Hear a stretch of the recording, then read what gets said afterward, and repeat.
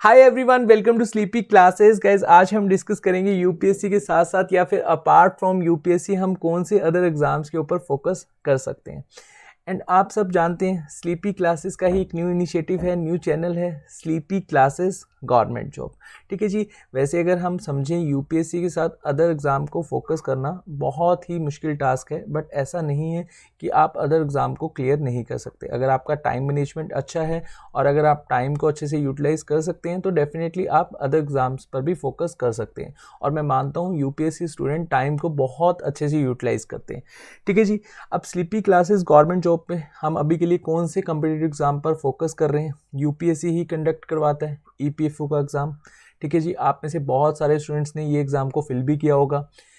Other exam है CDS, ठीक है जी, सीएपीएफ, हरियाणा के जो एग्ज़ाम्स होते हैं लाइक एस ग्राम सचिव, पटवारी, जो कांस्टेबल एंड एसआई के एग्ज़ाम अभी रिसेंटली हमें देखने को मिलेंगे, उनके ऊपर हम फोकस कर रहे हैं। ठीक है जी। पंजाब में रिसेंटली कांस्टेबल और एसआई के एग्ज़ाम जो होने हैं उनके ऊपर हम फोकस कर रहे हैं। तो ये कम्पिटिटिव एग्ज़ाम को भी आप क्लियर कर सकते हो यूपीएससी के साथ साथ। ठीक है जी। वैसे ये बात भी बिल्कुल सही है कि यूपीएससी की तैयारी करते करते आप कोई अदर एग्ज़ाम को क्लियर नहीं कर सकते। ठीक है जी। अब यूपीएससी की डिफरेंट अप्रोच है और जितने भी आप एग्ज़ाम देखते हैं लाइक एसएससी है, बैंकिंग है, इन एग्ज़ाम्स की डिफरेंट अप्रोच है। आप यहाँ पर ये बात समझिए, अगर आप एसएससी की तैयारी कर रहे हैं तब भी आप बैंकिंग का पेपर नहीं निकाल सकते। हर एग्ज़ाम की डिफरेंट अप्रोच है, चाहे आप स्टेट लेवल के एग्ज़ाम कंसीडर कर लीजिए, यूपीएससी कंसीडर कर लीजिए, ईपीएफओ कंसीडर कर लीजिए, सीडीएस कंसीडर कर लीजिए, या आप यहाँ पर कोई भी एग्ज़ाम कंसीडर कर लीजिए। आपको उस एग्ज़ाम को क्लियर करने के लिए वैसे ही चलना होगा जैसे इस एग्ज़ाम में क्वेश्चंस पूछे जाते हैं। ठीक है जी। लाइक एस ईपीएफओ का एग्ज़ाम है। अब ईपीएफओ एग्ज़ाम में हमें टोटल 9 सब्जेक्ट्स देखने को मिलते हैं और 9 सब्जेक्ट में से बहुत सारे सब्जेक्ट्स कॉमन है, यूपीएससी ही कंडक्ट करवा रहा है तो कोई दिक्कत नहीं है। हम उन एग्ज़ाम्स मतलब उन सब्जेक्ट्स के ऊपर तो फोकस कर सकते हैं जो 7 सब्जेक्ट्स हैं, क्योंकि यूपीएससी में भी हम पढ़ते हैं। लेकिन जो 2 सब्जेक्ट्स हैं जो सब्जेक्ट ओरिएंटेड हैं, मतलब जो ईपीएफओ में ही हमें देखने को मिलते हैं, उनको तो हमें यहाँ पर अच्छा करना ही होगा। अगर आपने ये पेपर फिल करा है और आपका 5 सितंबर को एग्ज़ाम है तो डेफिनेटली अभी भी आप इस एग्ज़ाम को क्लियर कर सकते हैं। इसमें जो सब्जेक्ट ओरिएंटेड टॉपिक है like S journal accounting principle, ये हमने बहुत अच्छे से कवर किए। थ्योरी भी काफ़ी अच्छे से मैम ने कवर किए। इवन मैम ने 250 के अराउंड क्वेश्चंस भी डिस्कस करे हैं। सिमिलर से ही क्वेश्चन आपको आपके एग्ज़ाम में देखने को मिलेंगे। ठीक है जी। अब जनरल अकाउंटिंग प्रिंसिपल से टोटल क्वेश्चंस कितने आते हैं? 15 के आसपास। ठीक है जी। वैसे मैं आपको बता दूं 9 सब्जेक्ट हैं तो सभी सब्जेक्ट की वेटेज 15 के अराउंड ही है, ऐसे समझ लो। एवरेज बेसिस पर हम ये कंसिडर कर सकते हैं। लेकिन जनरल अकाउंटिंग प्रिंसिपल और जो सेकेंड आपका सब्जेक्ट है इंडस्ट्रियल रिलेशन, ये दोनों सब्जेक्ट ऐसे हैं जहाँ पर किसी भी सब्जेक्ट में से हमें 15 से 20 क्वेश्चन देखने को मिल सकते हैं। ठीक है जी। वैसे वेटेज इंडस्ट्रियल रिलेशन की ज़्यादा रहती है, अराउंड 20 के आसपास क्वेश्चन हमें देखने को मिलते हैं और ये टॉपिक भी हमने काफ़ी अच्छे से कवर किया है। आपको प्लेलिस्ट मिल जाएगी हमारे चैनल पर। ठीक है जी। अगर आपने ईपीएफ को पेपर फिल किया है तो डेफिनेटली अभी भी आप क्लियर कर सकते हैं। सिर्फ आपको इन दोनों सब्जेक्ट्स के ऊपर फोकस करना है अगर आप यूपीएससी की तैयारी कर रहे हैं तो। ठीक है जी। उसके बाद पॉलिटी। अब देखिए यूपीएससी में हम थोड़ा सा एक चीज़ समझते हैं, ईपीएफओ और यूपीएससी में क्या डिफरेंस है।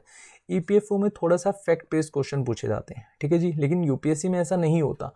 अगर आपने यूपीएससी के रिगार्डिंग पॉलिटी को पढ़ा है तो डेफिनेटली आपको एक वेटेज तो रहेगा कि आप 15 में से 10 क्वेश्चंस ठीक कर देंगे। ठीक है जी। लेकिन कुछ क्वेश्चन ऐसे होते हैं जो फैक्ट बेस्ड होते हैं, उसके लिए आपको इस सीरीज से काफ़ी बेनिफिट मिलेगा। ठीक है जी।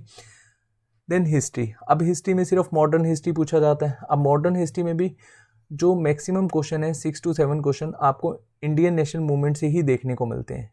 अगेन यहाँ पर मैं आपको बताऊंगा कि फैक्ट बेस्ड क्वेश्चन पूछे जाते हैं तो इस सीरीज से भी आपको काफ़ी बेनिफिट होगा। काफ़ी अच्छे से मैंने मॉडर्न हिस्ट्री को कवर किया है। ठीक है जी।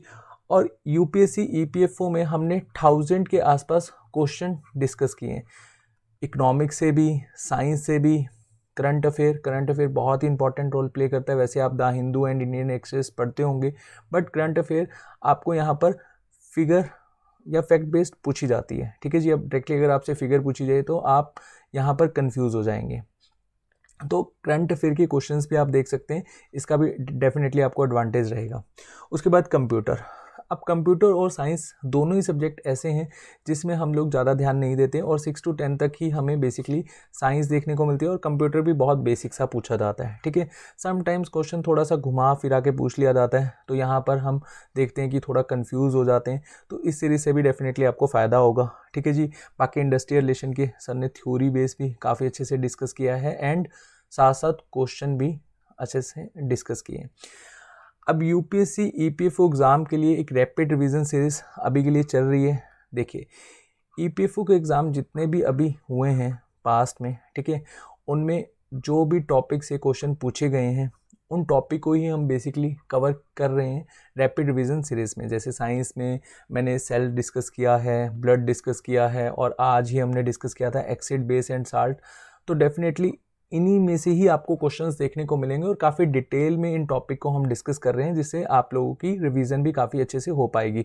और अगर आपकी इकोनॉमिक्स अच्छी नहीं है तो 10 टॉपिक्स हैं इकोनॉमिक्स के, उन्हीं में से ईपीएफओ का पेपर बनता है, तो डेफिनेटली यहाँ से भी आपको वेटेज मिलेगा। देन हिस्ट्री, अगेन मैं आपको बोलूँगा फैक्ट बेस्ड क्वेश्चन है, तो डेफिनेटली इस रिवीजन सीरीज़ से आपको बहुत ही बेनिफिट मिलेगा।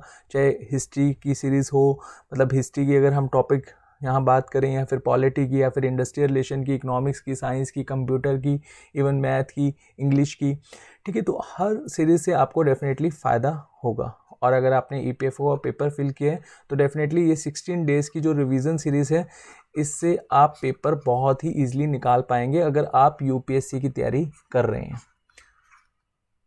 अब देखिए, अदर एग्ज़ाम है सीएपीएफ, बहुत ही इंपॉर्टेंट एग्ज़ाम है, ठीक है जी। इसमें अगर हम देखें, नॉर्मल जो पेपर 1 होता है उसमें तो सिलेबस सेम सा ही देखने को मिलता है, लेकिन जो पेपर 2 है उसमें precise writing, report writing, essay writing, इसके ऊपर हमें काफ़ी फोकस करना पड़ता है। तो इसके लिए हम स्पेशल एक डेडिकेटेड सीरीज़ ऑलरेडी चला रहे हैं, ठीक है जी। उसके बाद है आपका इंग्लिश। इंग्लिश से पहले मैं आपको बताना चाहूँगा क्वांट फॉर ऑल है, ठीक है जी। क्वांट फॉर ऑल डेफिनेटली अगर आप यूपीएससी की ही तैयारी कर रहे हैं तो यूपीएससी में भी सीसेट में क्वांट पूछा जाता है, तो ये सीरीज से आपको वहाँ पर बेनिफिट होगा, ठीक है जी। और साथ साथ ज्योग्राफी फॉर ऑल, ये भी ऑलरेडी कवर्ड है। अगर आपकी ज्योग्राफी अच्छी नहीं है तो डेफिनेटली इस सीरीज से भी आपको काफ़ी बेनिफिट हो सकता है। उसके बाद देखिए, इंग्लिश एक ऐसा सब्जेक्ट होता है जो डिसाइडिंग फैक्टर होता है और हम इसको इतना सीरियसली लेते ही नहीं है। हम द हिंदू पढ़ रहे हैं या फिर इंडियन एक्सप्रेस पढ़ रहे हैं तो हम समझते हैं कि इंग्लिश में हम अपने अच्छे नंबर कंसीडर कर सकते हैं, मतलब अच्छे नंबर ले सकते हैं, बट ऐसा नहीं है। इंग्लिश के ऊपर भी हमें उतना ही फोकस करने की ज़रूरत है जितना हम अदर एग्ज़ाम्स के ऊपर फोकस करते हैं, ठीक है जी। हम इंग्लिश को एक तरह से स्किप करके चलते हैं और एक इससे हमें फोबिया रहता है कि इंग्लिश में पता नहीं कैसे क्वेश्चंस पूछे जाएंगे, पता नहीं हम नंबर ले पाएंगे या नहीं ले पाएंगे, तो हम अदर सब्जेक्ट के ऊपर फोकस करते हैं, इंग्लिश को हम स्किप ही कर देते हैं। बट मैं ये बार बार बोल रहा हूँ, डिसाइडिंग फैक्टर है और यही आपका पेपर क्लियर करवा सकता है, ठीक है जी। और इंग्लिश में मैम ने काफ़ी अच्छे से टेंस का टॉपिक कवर करवा दिए, ठीक है जी। अभी के लिए पर नाउन अच्छे से कवर हो चुका है, नाउन कवर हो चुका है और रिपीटेडली रिक्वेस्ट थी कि वो कैब के सेशंस आने चाहिए, तो मैम ने काफ़ी अच्छे से वीकली बेसिस पर 20 वो कैब भी डिस्कस किए हैं। इसके भी 3 सेशंस ऑलरेडी आ चुके हैं, आप वो कैब के सेशंस भी देख सकते हैं, ठीक है जी। तो यूपीएससी के साथ साथ आप अदर एग्ज़ाम को किस तरह से फोकस कर सकते हैं, हर एग्ज़ाम के लिए स्ट्रेटजी सेशन ऑलरेडी डिस्कस करते हैं, ठीक है। तो आप पहले उनको देखिए। अगर आपको लगता है कि यूपीएससी के साथ साथ आप टाइम को अच्छे से यूटिलाइज कर सकते हैं तो डेफिनेटली आपको फोकस करना चाहिए, ठीक है जी। वैसे यूपीएससी अपने आप में एक आपका ड्रीम है, हम समझते हैं, लेकिन अभी समय की मांग है, आपको अदर एग्ज़ाम के ऊपर भी फोकस करना चाहिए, ठीक है। लाइक एसएससी या फिर ईपीएफओ का एग्ज़ाम। ईपीएफओ अपॉर्चुनिटी डेफिनेटली आप सब जानते हैं कितनी बेस्ट अपॉर्चुनिटी है, और अगर आपने ये पेपर को फिल करा है, मैं अगेन यहाँ कहूँगा इस अपॉर्चुनिटी को अपने हाथ से मत जाने दीजिए, ठीक है जी। अगर आप स्टेट लेवल के एग्ज़ाम फिल करते हैं, लाइक एस ग्रुप बी के एग्ज़ाम होते हैं, ग्राम सचिव जैसे हरियाणा में एग्ज़ाम है, बहुत ही अच्छा एग्ज़ाम है, इसके ऊपर आप फोकस कर सकते हैं, ठीक है।